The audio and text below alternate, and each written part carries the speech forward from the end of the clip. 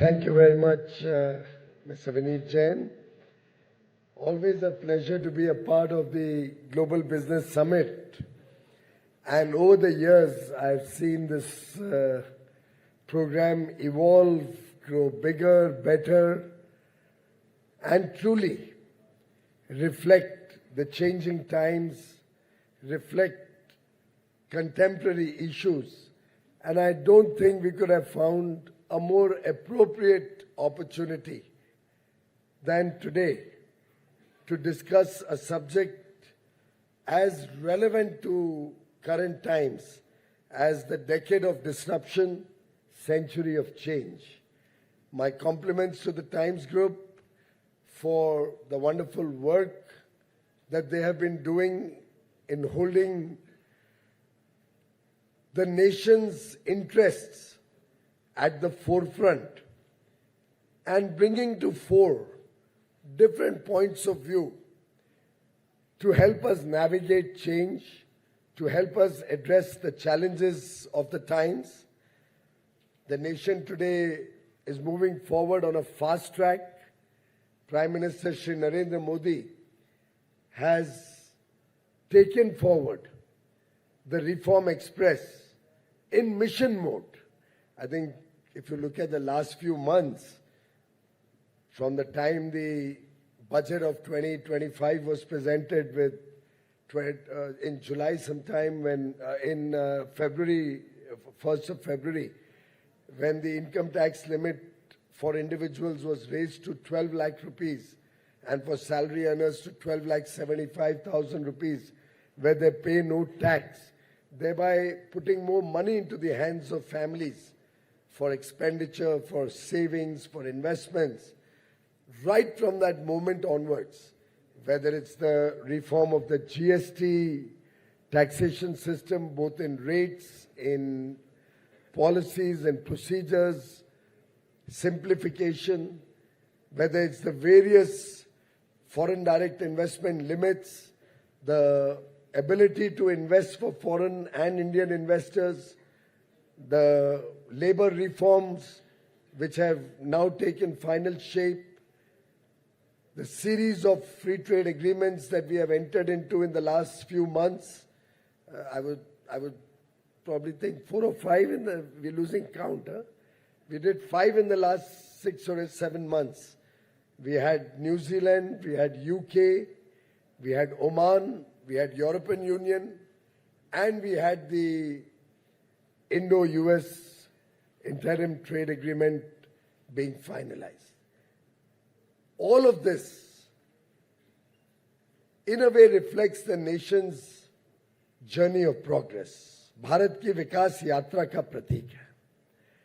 The way the government has taken upon itself to decriminalize laws, particularly for petty misdemeanors. We don't want people to be struggling through courts and legal processes, whether it's the simplification of the policies and procedures that are to be followed in day-to-day business or by the common man, reducing compliance burden, making life easier for the common man.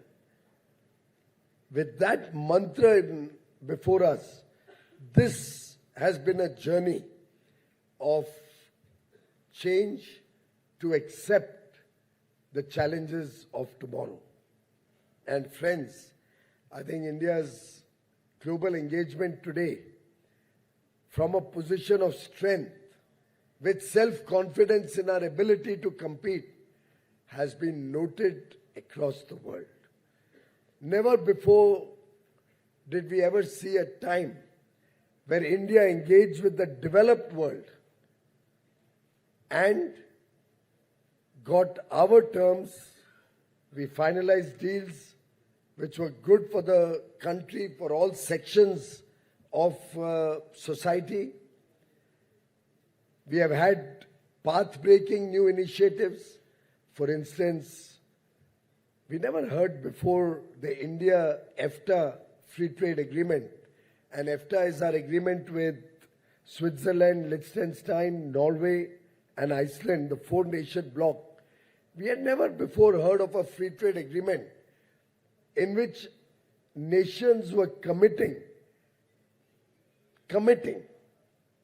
a legally binding commitment to invest in India $100 billion as foreign direct investment, not just a FPI investment, with a condition that if they do not invest that money in a defined time frame, India can claw back the concessions given under the free trade agreement. Now that's a first for the world. The world has never seen this before. But India was able to present itself as an economy. At that point of time, we were the fifth largest economy. Today, we are the fourth largest economy. Maybe a couple of years down the road, when I come to the Global Business Summit, we should be the third largest global GDP.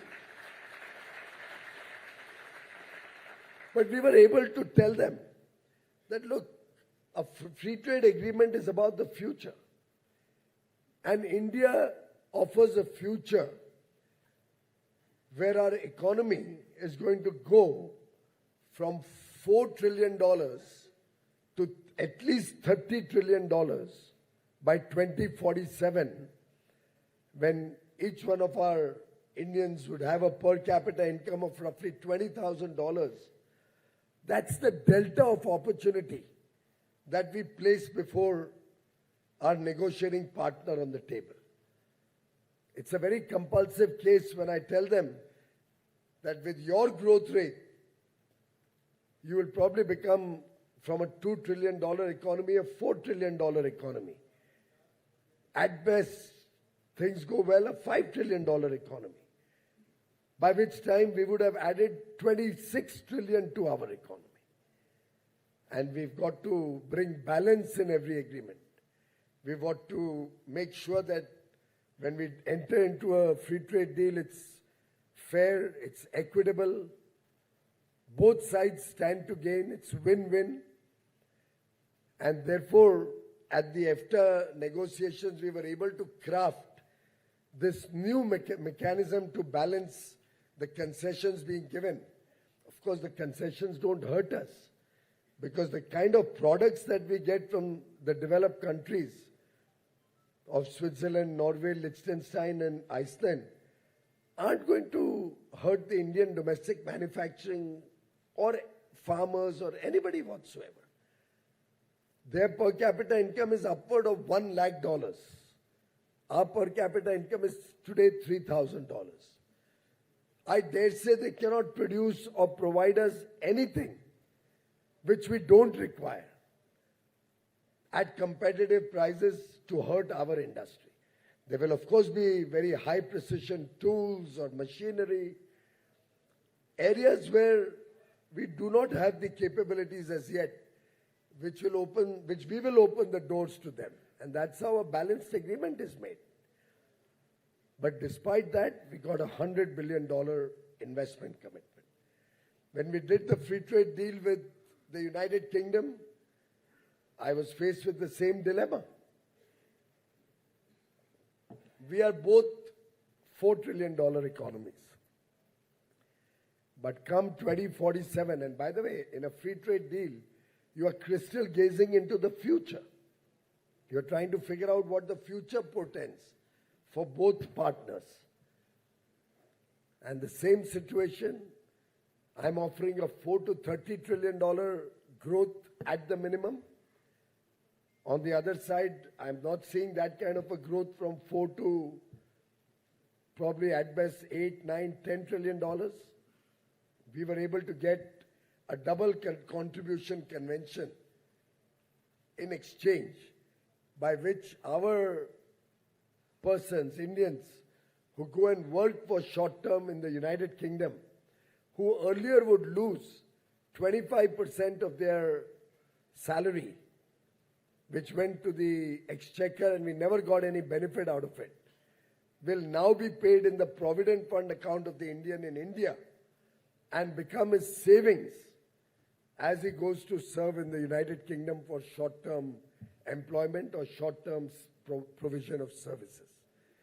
We were able to balance the agreement.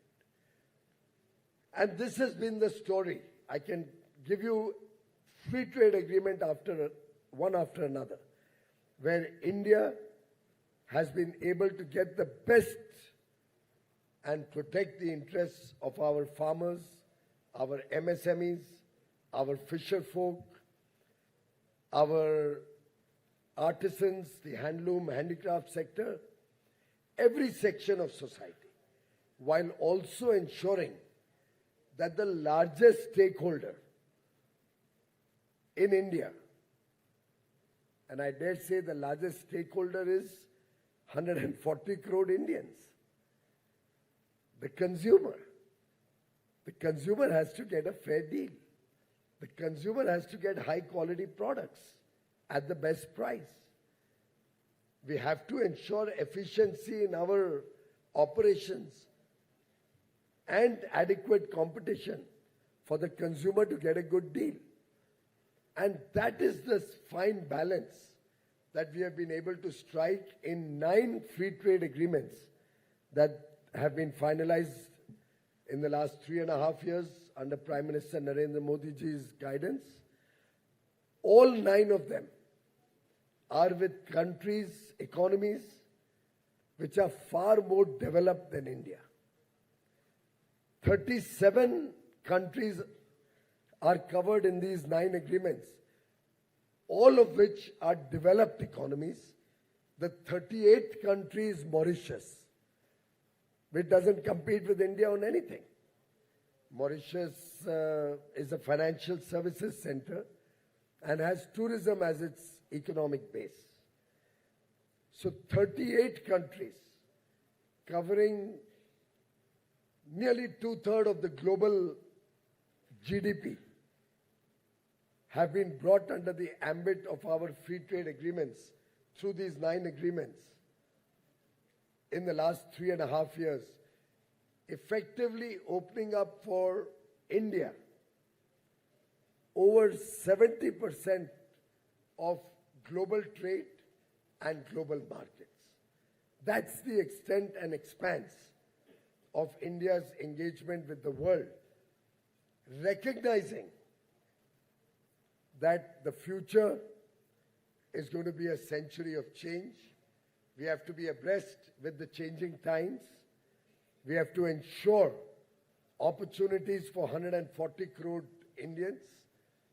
We have to make sure there are enough jobs, there are enough opportunities for entrepreneurs, there's recognition of talent, of skill, and we have to make sure we also protect our sensitive sectors, sectors where we would have to be cognizant that we cannot open up, which may hurt the Indian economy. And therefore, ladies and gentlemen, since 22, these 9 free trade agreements have ensured, for example, we never opened up dairy, the dairy sector. Very logical. And I'm able to explain it to all these countries in a very simple way. The Indian dairy is largely small farmers having 3 or 4 livestock, 5 livestock, for whom this is a supplementary income.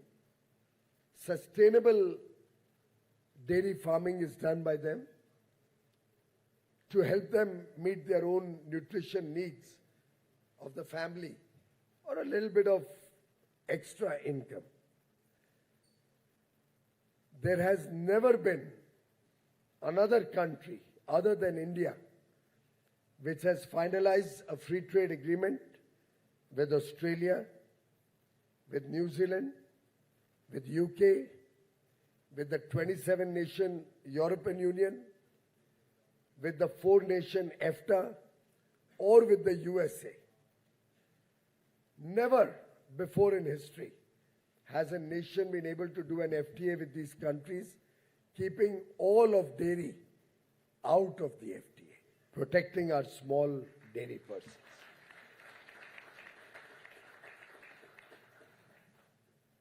Because when we finalize our free trade agreements, they are based on three principles: trust, transparency, and a time-bound certainty for our businesses.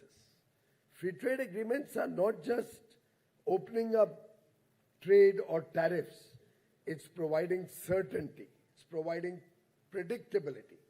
It's providing stability in policy, which attracts more investment, which encourages businesses to come and make India their manufacturing base, which encourages us to look at value addition and therefore prepare ourselves for this century of change that we can see before our eyes. You may wonder, why am I focusing so much on these free trade agreements? Ladies and gentlemen, there has never been a country anywhere in the world which has become a developed nation remaining insulated from the global world or from global economies. We have to engage with the world if we wish to see India as a developed nation, if we wish to provide opportunities for 1.4 billion Indians, if we wish to ensure that we increase income levels of our farmers, of our fishermen, we add value to their produce, we bring investments into food processing, we bring investments into precision engineering, high quality manufacturing, modern day technologies into the country, ensure we engage with new age technologies like quantum computing, machine learning, bring artificial intelligence into play intelligently so that we provide newer and bigger opportunities for our young men and women whom we reskill, we retrain, prepare themselves to adopt new age technologies. And with that in mind, when we engage with the country, we are effectively opening doors for larger exports of goods and services, and we are opening doors to get into the country products of our need. For example, with the United States of America, we are hopeful to get more aeroplanes into the country, which would be good for our tourism, which would be good for our mobility, hopefully bring down the airfares for all of us to come for the next Global Business Summit, which would open up remote area connectivity into the country. Very easily I can see before my eyes just the aviation sector needing probably $100 billion of imports, Boeing planes, aircraft engines, spare parts in the next 5 years. Before my eyes, I can see our steel industry doubling its capacity from the current 140 million tons to possibly 300 million tons, thereby doubling our need for coking coal imports, which we need for our steel production. We already import about $17 billion of coking coal. We'll need nothing less than $30 billion of coking coal. There are currently two countries mainly which supply coking coal. Now I'd like you to reflect. Isn't more merrier for us? If there's more competition, if more countries come into play and provide us our needs, will that not give us better quality, better pricing? So we can bring coking coal into the country in a big way. Annually, we will need $30 billion of coking coal. We have just recently in the budget approved a policy to provide tax concessions for data centers. right up to 2047. Data centers being set up by foreign companies in India to provide cloud services for the rest of the world. Now, friends, look at the holistic nature of thinking. These data centers will bring large volume of investment into the country. So we are attracting foreign exchange. These data centers will need a lot of infrastructure to house them, which will provide jobs, which will provide economic activity wherever the data centers are being set up. These data centers will need power and largely renewable energy. So it will give a big fillip to our nuclear energy program, and we plan to add 100 gigawatt of nuclear energy as a base load in our electricity transmission grid. It will give a fillip to solar energy, wind energy, battery storage, pump storage, green ammonia, green hydrogen. The entire renewable energy ecosystem will get a fillip. We'll need more investments in transmission lines. Data centers need uninterrupted power, so they need redundancy, high level of redundancy, further adding to investments. Think of the holistic nature of thinking of this government as we prepare ourselves for this century of change. And clearly, all of this comes out of the disruptions that one can see before our eyes.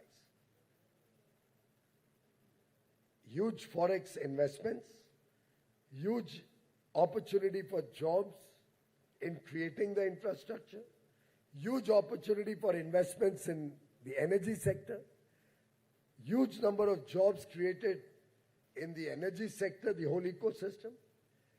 As these data centers come in, it will need an ecosystem around them, industrial parks, it will need hotels, and there will be more travel. And finally, every year they will provide their services internationally, earning us recurring source of foreign exchange earnings, providing those services, exporting those services around the world.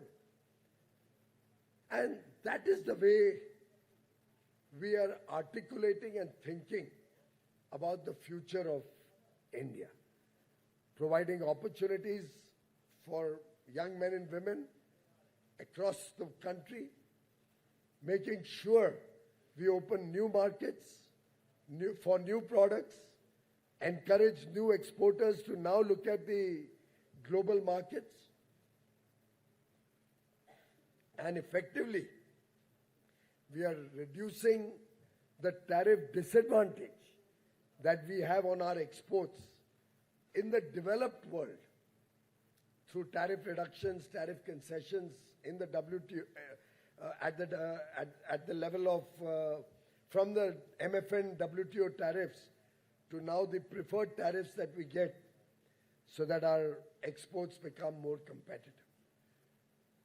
We have just concluded two very large free trade agreements with two of the largest economic blocs, the EU bloc of 27 countries, and soon thereafter, probably a week after, the US trade deal. Together, they open up a market of nearly 55 to 60 trillion dollars. And both these markets, EU with a per capita income of upward of $50,000, US with a per capita income of over $90,000. Does anybody in this room think that they can compete with India on any product that India is manufacturing or potentially will manufacture, or on any service that we will provide, or on any farm goods that we can export in the foreseeable future? But look at the huge opportunities it opens up. Let me take the textile sector as an example. Both these geographies are large importers of textiles. Huge amount of textiles, garments, and the entire textile value chain, man-made and cotton. For all these years, we have been talking, why does the textile industry not export more? Why don't we provide more opportunities for our women, particularly, and for all Indians in the textile sector? The biggest impediment was high customs duties, import duties in these developed economies, because of which we could not compete with the Vietnam, which had an FTA and therefore zero duty, or with Bangladesh, which had the benefit of being a less developed country and therefore zero duty access for their textiles in these geographies. Now, with textiles opening up in Europe entirely at zero duty, and with the reduction in reciprocal tariffs from 50% to 18% for all, and we are now lower than any of our competitors, we suddenly become extremely competitive. We can look at capturing the large markets that were always our dream, our desire. In the textile sector alone, I can easily visualize doubling our exports and possibly see at least 7 or 8 million jobs being created only in the textile sector alone. And I can go on sector after sector. Leather goods, footwear, sportswear, our handlooms, handicrafts, our marine products, our farm products, fruits, vegetables, basmati rice, spices, all the masalas that we export, tea, coffee, honey, endless number of products which will now become competitive, for which we'll open up large markets. And today, when we engage with the world, we ensure that we respect their sensitivities and they respect our sensitivities. Therefore, when we did the United States agreement, it was very clear that we needed to protect our farmers. And therefore, all the main areas in which our farmers have high production or have helped us become self-sufficient, we were able to keep out of the free trade agreement. So whether it's rice, whether it's wheat, whether it's corn, whether it's soya meal, whether it's millets like jowar, bajra, ragi, all GM food products, since we don't allow GM into our country, but spices, potato, the list goes on and on. Soya meal, I think I mentioned corn. We have fully protected the interests of farmers in possibly 95% plus of the farm produce that our local farmers produce.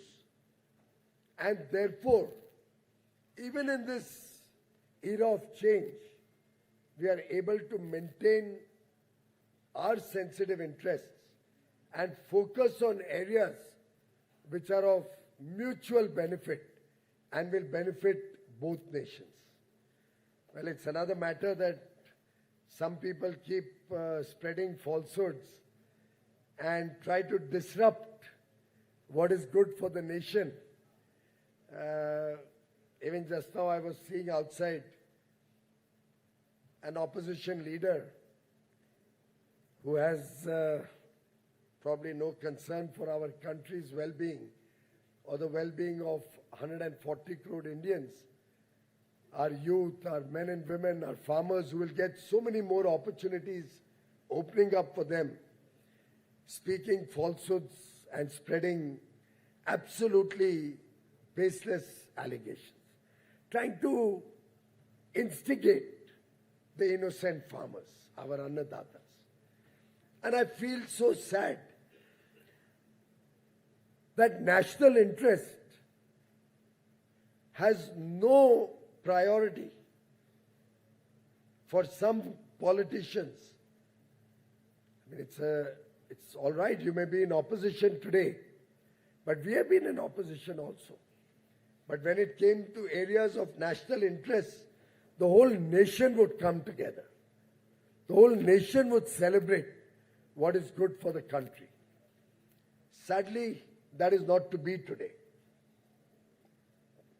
And as we prepare ourselves for this century of change, we will also have to change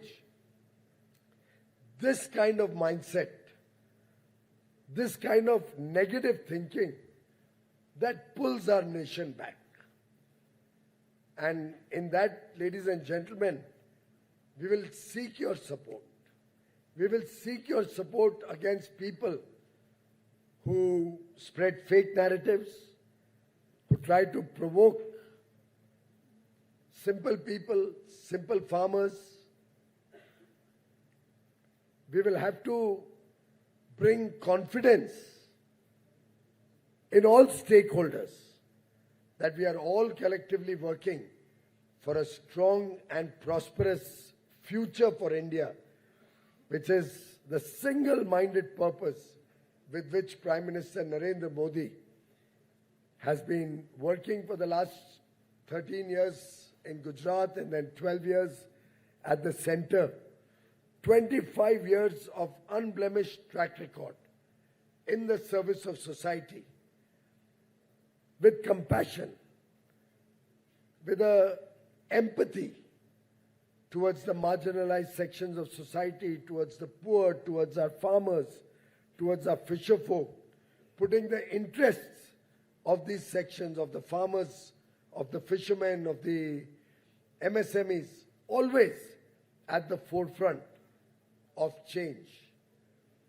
And towards that end, I think it's a matter of pride for me personally and for the Modi government that we have been able to protect all the interests of farmers, keeping them paramount, keeping them uppermost in our trade negotiations, while ensuring that we also open up large market for our farm produce in the United States of America. So now when we sell tea or coffee or spices and many more products, the reciprocal tariff will be zero, providing huge opportunities for our farmers.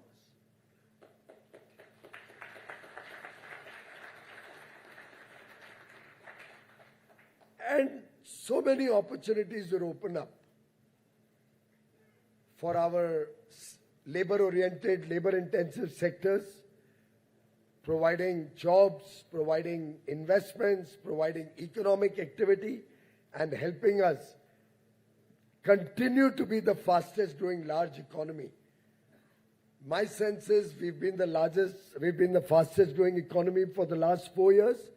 We have at least another 2 decades or 2.5 decades more of continuing to be the fastest growing large economy on earth. And that is what awaits us. I'd like to share with you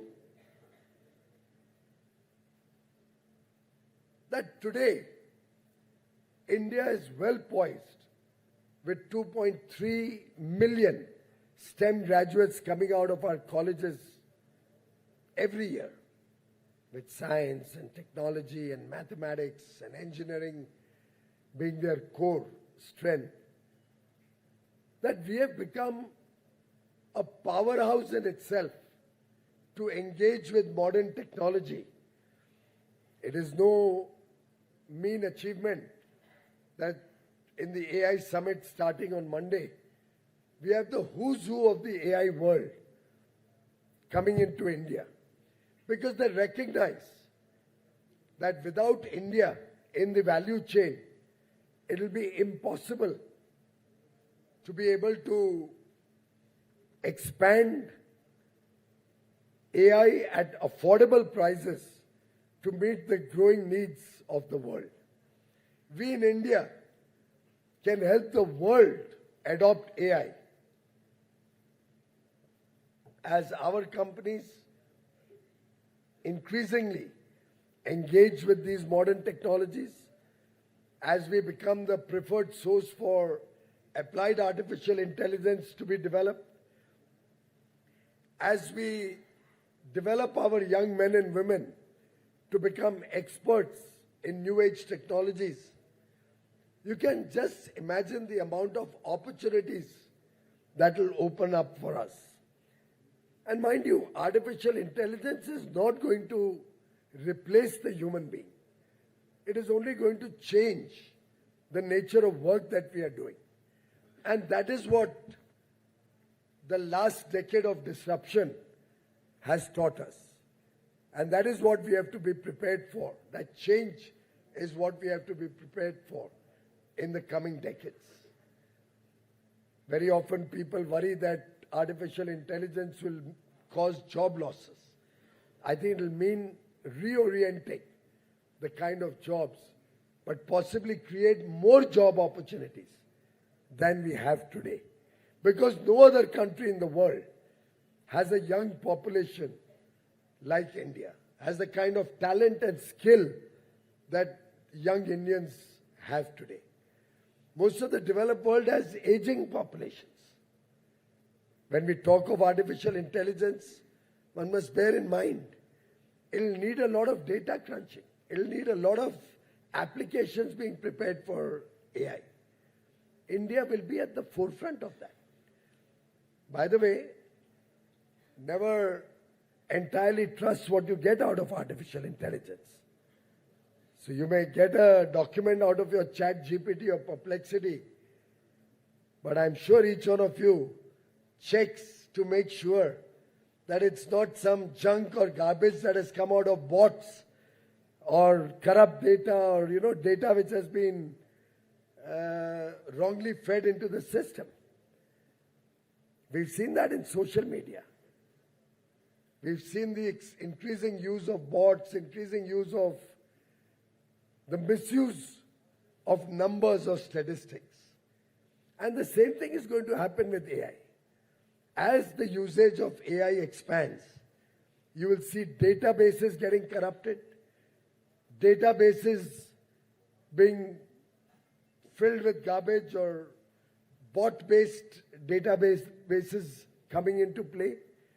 Very often you'll find what output you get could actually mislead you, could actually take you down the wrong path. So you will need cyber security experts to protect your databases, new jobs, new type of jobs. You will need people to clean up the data every once in a while. You will need the human being to validate the output that comes out. So at no point of time do I suspect AI is going to replace the human being. The conclusive part of it will always be in our control, is always going to be in the control of all of you.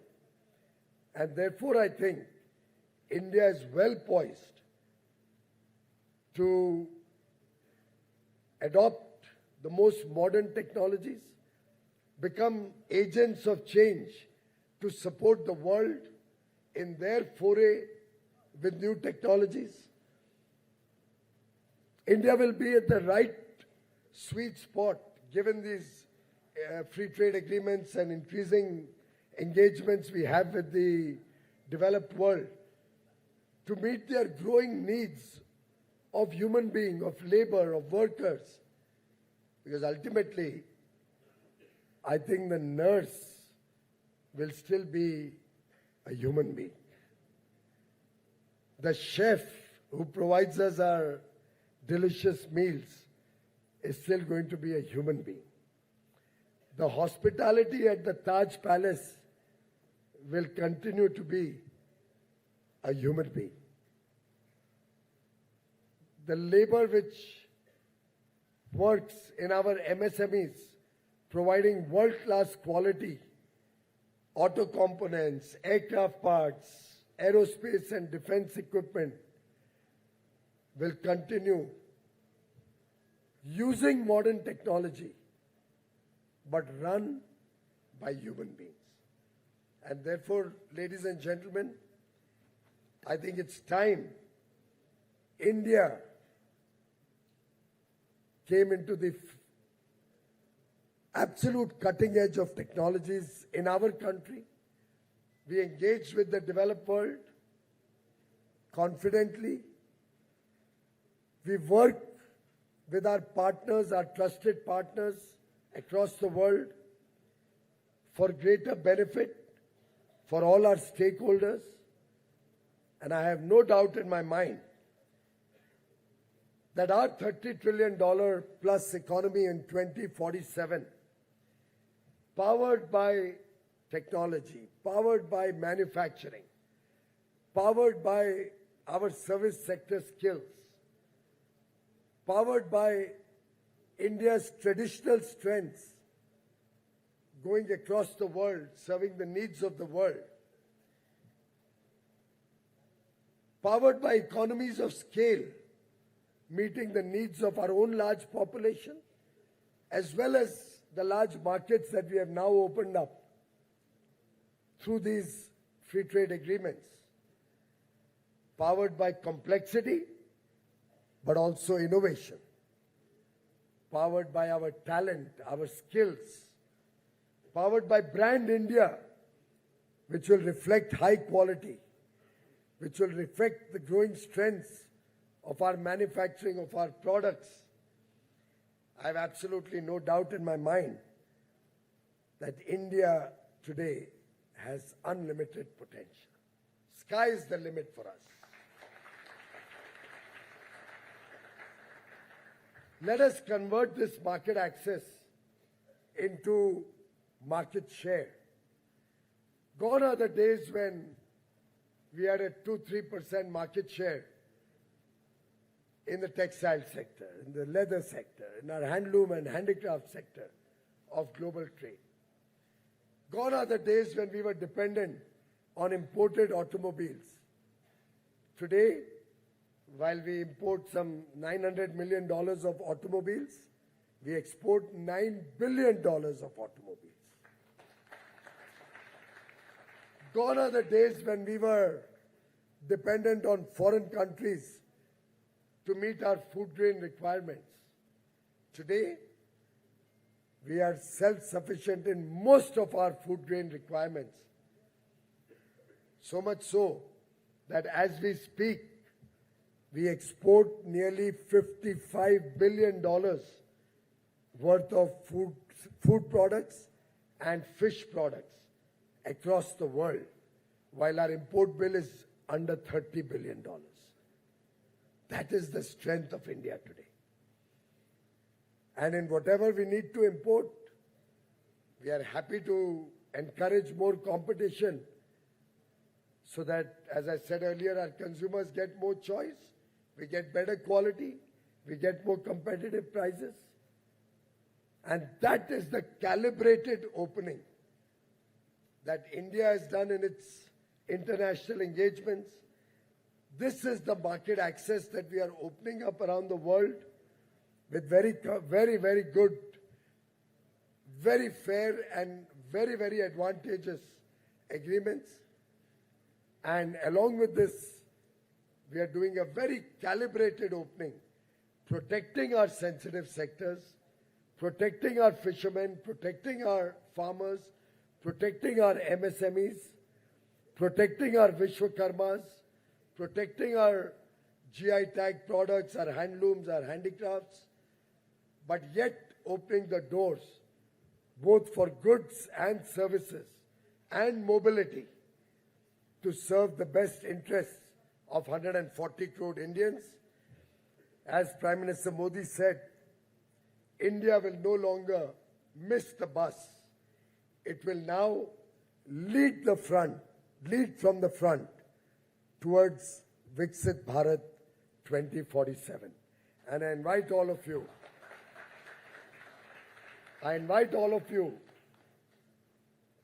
ladies and gentlemen, to be a part of this journey in the Amrit Kal as we move towards Viksit Bharat 2047 as we move towards a more prosperous future for our children, as we focus on inclusive and sustainable growth, as we work to provide opportunities for young men and women, for our startups, as we become job creators, not just job seekers, as we invite investments into the country in big measure, we will be the change that we always wanted to see.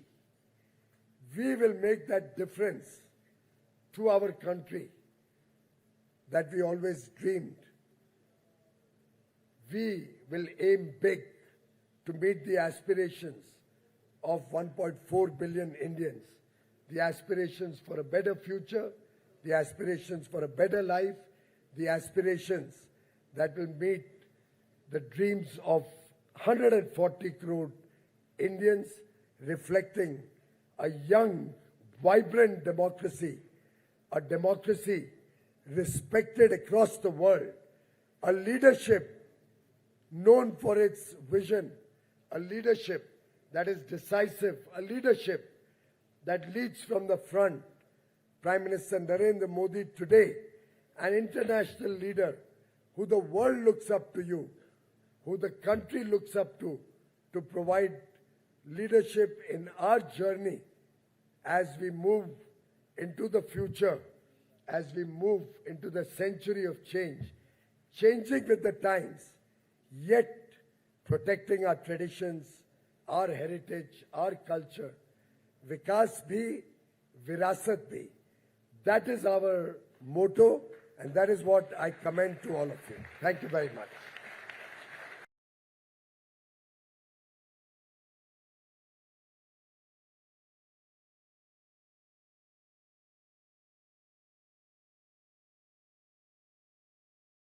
If you like this video, then like, share and subscribe to Mirror Now.